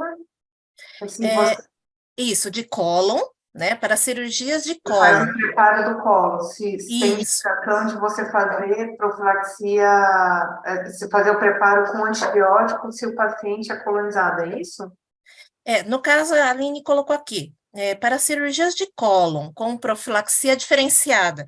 Eu acredito que seja alguma coisa Eu estou terapêutica entendendo... também. Não, eu estou entendendo que é assim, você vai direcionar essa terapia específica para esse paciente porque ele é colonizado, mas permanece a indicação da descontaminação do cólon e do antibiótico oral que existem nos protocolos, né? Se isso mudaria alguma coisa, se o paciente tem MDR, você vai mudar a profilaxia dele no intraoperatório.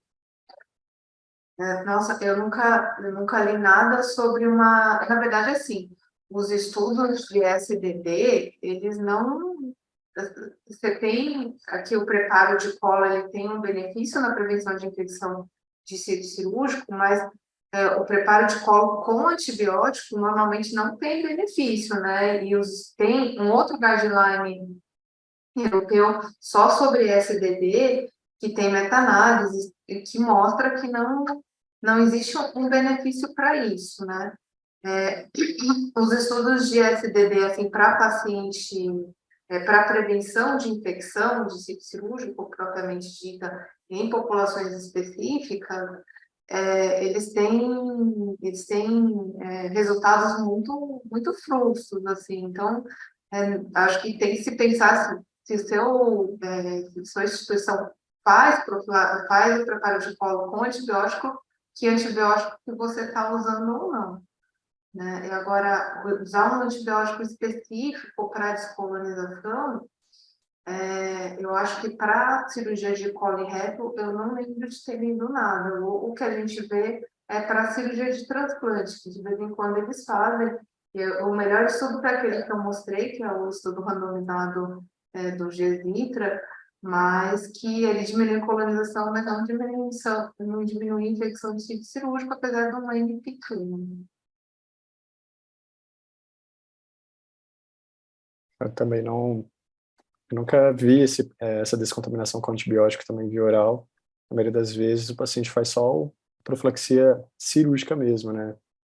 Não existe essa profilaxia com antibiótico via oral antes da internação, né?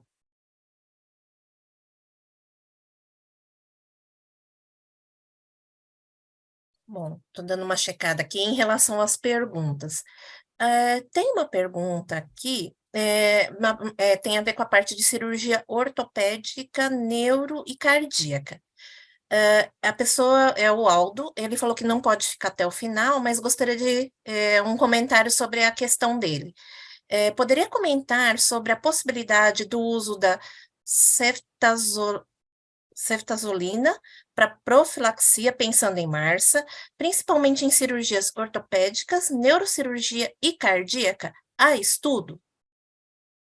É de novo o Eu acho que é ceftarolina. da ceftarolina, é a da ceftarolina, Paty, que a gente tinha falado. É, tem uma outra aqui perguntando se o guideline fala alguma coisa de urocultura pré-operatória para cirurgias endourológicas e cirurgias urológicas de grande porte, se eles recomendam de rotina. Esse guideline não fala nada sobre cirurgia urológica de rotina. O que existe de recomendação dos guidelines de infecção de sítio cirúrgico, que você trata a bacteriúria nas cirurgias urológicas com risco de sangramento, né? É uma das indicações de tratamento de bacteriúria assintomática.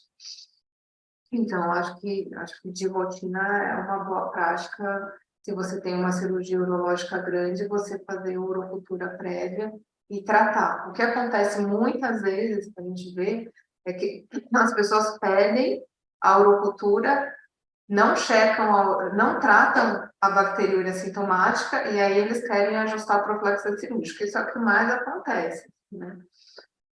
Mas a recomendação que existe é tratar antes, né?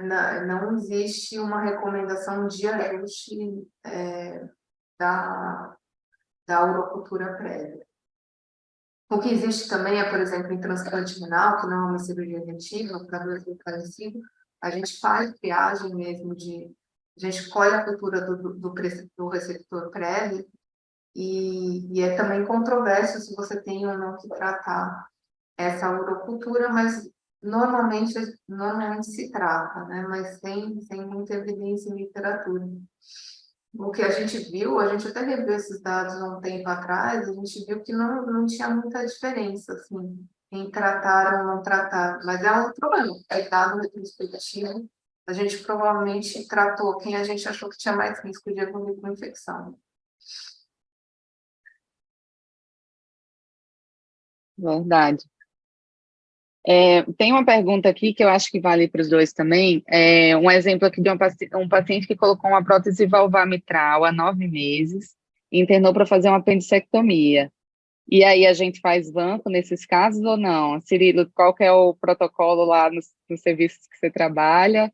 Mário, você acha que precisa fazer profilaxia com banco para esse paciente, sabendo que é o sítio do trato gastrointestinal? Cirilo, você quer responder? Pode começar. Ah, não. Na verdade, assim, uma profilaxia, se é uma cirurgia de trato gastrointestinal, eu acho que tem menos risco de uma translocação de MRSA, né? Mas sempre tem esses pacientes com válvula prostética, né? Eu, a princípio, não faria, porque, como eu disse antes, o glicopeptídeo ele não é um bom antibiótico profilático, né? Então, essa associação, eu acho que ela, na maioria das vezes, ela acaba acarretando mais risco do que benefício. Agora, para cirurgias limpas de um paciente colonizado, ou mesmo para uma cirurgia que não é limpa, mas paciente com alto risco de infecção e você sabe que ele é colonizado, acho que eu faria de todo jeito. Mas se não tem o diagnóstico da colonização, acho que eu não faria. Não, realmente. Na nossa prática, a gente vai fazer só se tiver essa colonização prévia, se tiver alguma recomendação da CCH previamente, e até depois uma discussão também com a equipe cirúrgica. Às vezes a equipe cirúrgica já internou esse paciente e já está realizando até uma profilaxia, até uma antibiótico terapia, um antibiótico terapêutico, e não profilático. Então, tudo isso também a gente vai levar em consideração no momento da realização. Bom, aproveitando, né, os dois palestrantes, apareceu uma pergunta aqui do Henrique, que ele gostaria de saber mais sobre a experiência de vocês sobre o uso de antibiótico tópico no intraoperatório de cirurgias ortopédicas e cardiovasculares.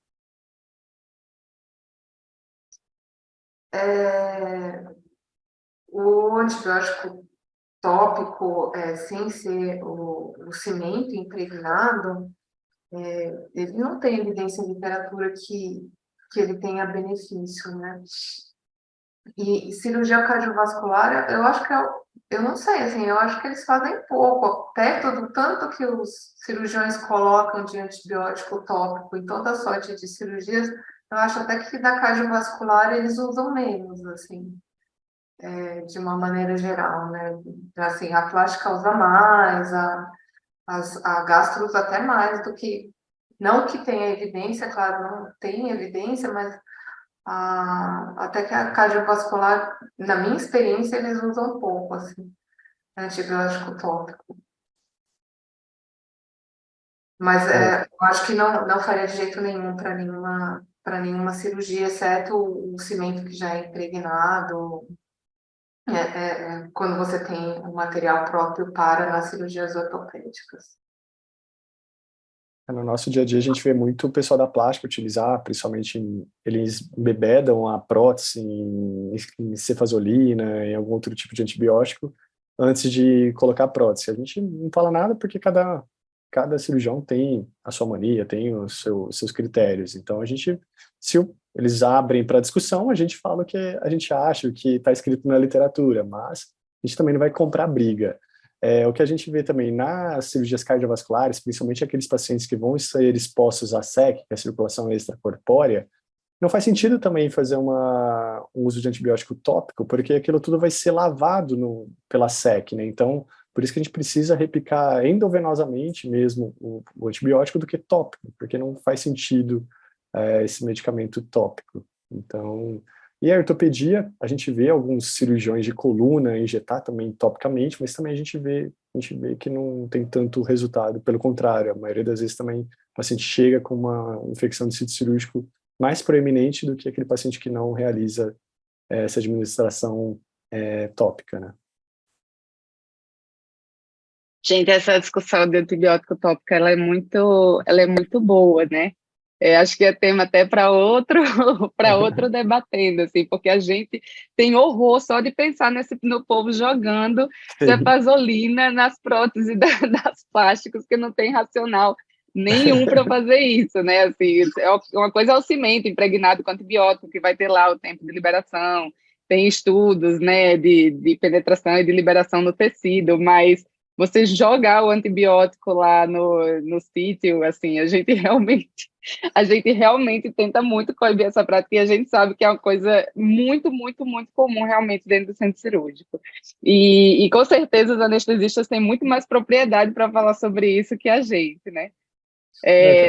Sobre isso até, Cirilo, eu queria até saber como é que é a sua experiência na questão da duração do antibiótico profilático. Eu não sei se vocês chegam a intervir nessa parte, porque o que eu vejo hoje quando a gente faz auditoria de antibiótico profilático e tudo, a gente sente que o anestesista é cada vez mais empoderado da literatura mesmo, né, no sentido de qual horário que tem que se administrar o antibiótico e em que momento tem que fazer a readministração e tudo, mas eu acho que o grande desafio hoje que a gente tem ainda é a duração da antibiótico profilaxia cirúrgica. Ainda é muito comum que o cirurgião mantenha o antibiótico profilático por 5, 10, 14 dias, e até a saída do dreno, né, e etc., quando a gente sabe cada vez mais que a evidência mostra que o antibiótico só no intraoperatório já seria suficiente para fazer a profilaxia, né?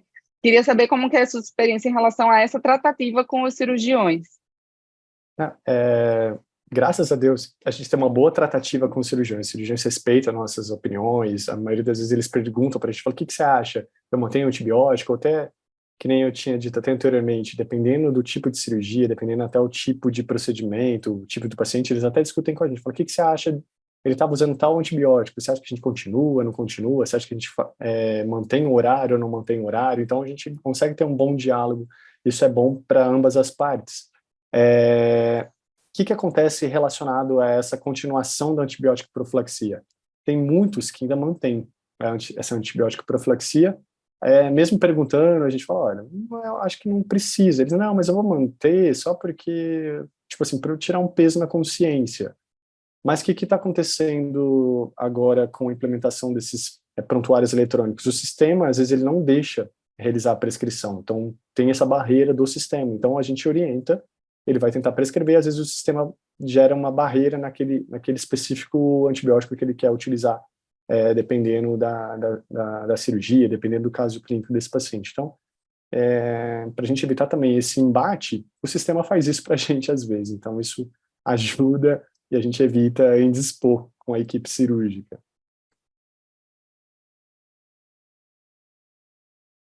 É ótimo mesmo, quando o sistema já faz isso, em hospitais principalmente que tem o corpo clínico mais fechado, né? Eu acho que isso é uma conduta que é até mais fácil mesmo de realizar. A gente tem uma outra pergunta aqui sobre cirurgias urológicas, em colocação de duplo J. Classicamente se usava cipro, né, para essas cirurgias, e se hoje existe alguma outra recomendação dada a orientação atual de evitar as quinolonas.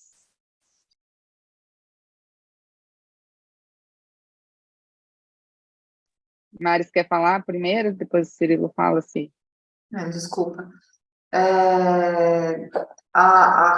Na verdade, assim, eu acho que mais do que você evitar as quinolonas é a resistência das enterobactérias às fluoroquinolonas, né? Lembrar que, assim, na verdade, não existe uma recomendação formal de se usar antibiótico profilaxia na passagem do grupo J, né? Apesar de a gente até ver uns casos de bacteremia de complicação cirúrgica mesmo, né? Que nem biópsia de próstata, a incidência é muito menor e você nem tem uma recomendação que essa seja uma cirurgia que o antibiótico seja necessário, né? Mas se não fosse usar uma quinolona, eu usaria uma cefalosporina de primeira ou segunda geração, acho que é mais do que suficiente, né? Para uma cirurgia urológica. Na nossa prática diária, a gente vai seguir muito o que o cirurgião já prescreveu para o paciente. Então, se o paciente está internado, já com quadro de infecção de urina, a infecção do trato urinário, a gente vai manter aquela antibiótico terapia desse paciente. E se o paciente não iniciou por um quadro de urgência, um quadro de emergência, que ele já subiu diretamente para o centro cirúrgico antes de ir para a internação, antes de ir para a enfermaria, ou a gente vai utilizar uma cefazolina, ou se o cirurgião falar, não, aqui está um pouco mais agressivo, o hemograma dele está bem infeccioso, a gente viu que ele já está tendo uma certa, uma piúria, então a gente já aumenta o espectro dessa antibiótica profilaxia. Então, isso tudo vai depender também do quadro do paciente que ele está apresentando e também do tempo que ele está internado ou não. Então, isso tudo a gente leva em consideração. Mas vocês costumam fazer quinolona mesmo para profilaxia nesses casos, Cirilo? Ou tem alguma outra recomendação? No caso, a gente Ou faz cefazolina? só cefazolina se o Cefazolina. paciente não tiver nada de base. Uhum. Mas só pelo protocolo institucional mesmo.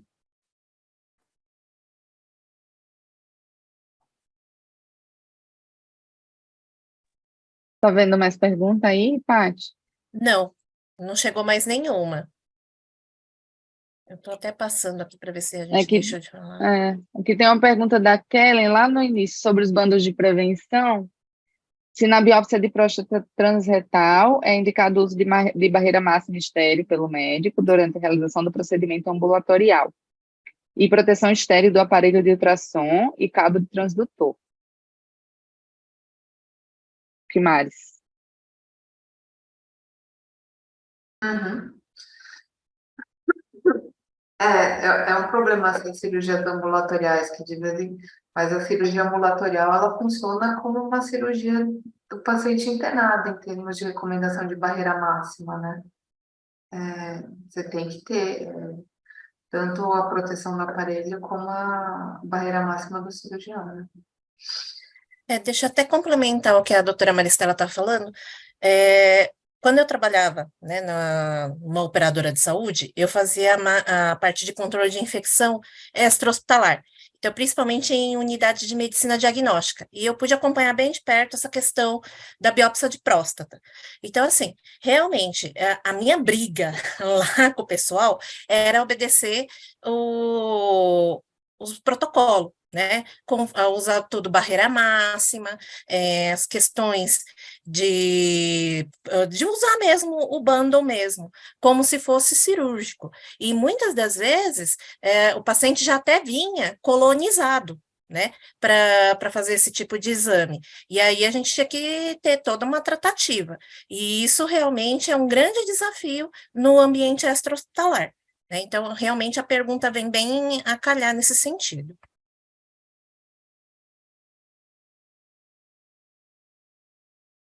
Obrigada, Patrícia. Tem uma pergunta aqui também, que eu acho que é interessante também, da Maria Fernanda. Quanto na indução anestésica, a indução anestésica, né? Fazer o antibiótico na indução anestésica, daí é para o Cirilo. Quanto tempo antes da incisão? Você falou na aula que 30 minutos, né, antes da incisão, mas ela está perguntando qual o mínimo de tempo entre a administração do antibiótico e a incisão. Boa Já que às vezes pergunta. é difícil orquestrar isso, né? Dizer assim, ó, vai, Sim, 30 minutos você tem agora para fazer incisão, né? a gente tem uma margem de 30 a 1 hora, então de 30 a 60 minutos para dar incisão da realização do antibiótico. Então a gente tem essa margem que a gente fica tranquilo e fica seguro da administração.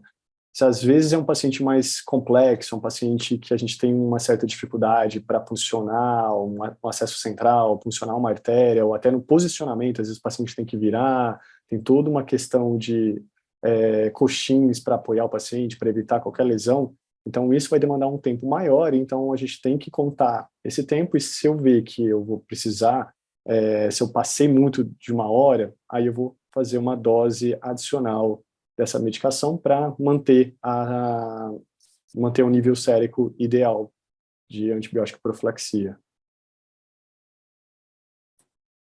Eu acho que é interessante essa pergunta, porque a gente, né, quem faz CCH, olha o guideline, olha os trabalhos e diz assim, olha, a hora ideal é essa, né? Mas aí, Sim, quando chega lá na prática, tem N situações que vão acontecer que fazem com que isso não seja seguido, ou não, né, desde que a pessoa não atente o suficiente para esse tipo de coisa. Então, eu acho que é uma pergunta interessante mesmo, né? Tem gente que, dependendo da cirurgia, já preconiza, ó, na hora de colocar o campo é que faz, na hora que... E aí eu acho que realmente isso é um acordo tem que ser em acordo com o cirurgião mesmo, e tem que entender qual que é o procedimento que vai ser feito, qual que é a rotina daquele procedimento, para poder entender que hora que vai acontecer isso, né? por isso que é muito bom o diálogo, é muito bom a comunicação Sim. entre as equipes, né? Para a gente também não ficar fazendo só o que a gente acha, a gente tem que também ter essa comunicação com toda a equipe.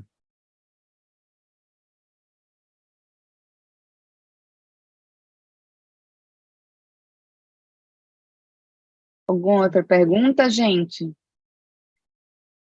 Bom, pessoal, acho que acho que agora ficou acanhado com as perguntas. Ou o pessoal está com fome, né? Que é o horário da janta. Só para ratificar aqui a informação, a gravação da aula vai estar disponível a partir da segunda-feira no canal da PC no YouTube. Então, muita gente perguntou isso, né? Se a aula ia ficar gravada, a aula ficou gravada sim, e vai estar disponível a partir da segunda-feira para quem não conseguiu ver tudo, tá? Acho que a gente podia encerrar por aqui, então, né, Paty? Com certeza. Tem muitas pessoas elogiando a palestra, né, tanto da doutora Maristela como do doutor Cirilo. Então, assim, foi extremamente importante e um ótimo tema, né, para discussão, que se pudesse a gente ficaria aqui discutindo um bom tempo, né? Sim. Como temos o horário, né, e a PC também costuma cumprir, né, com a carga horária, então nós agradecemos a presença tanto da doutora Maristela como do doutor Cirilo por terem aceitado o nosso convite, e em nome da diretoria da PECI, agradecemos também a presença de todos e também dos nossos patrocinadores desse webinário, porque senão não seria possível a execução dele, né? Então, desde já, agradecemos a todos que participaram até agora conosco. Deixo as palavras finais, tanto para o doutor Cirilo como para a doutora Maristela. Obrigado, Patrícia, pelo convite, pelas palavras. Obrigado, Maria Luísa, pela moderação junto com a Patrícia. Obrigado, Maristela, pela aula, foi excelente. E obrigado pela presença de todos. Eu vejo que tem muito residente nosso também assistindo. Estou bem feliz pela presença de todos. Um abraço, boa noite, bom descanso, pessoal. Obrigada a todos. Obrigada, Cirilo, pela aula, Patrícia e Manu pela moderação. Eu sempre um tema muito controverso, mas foi excelente. Obrigada.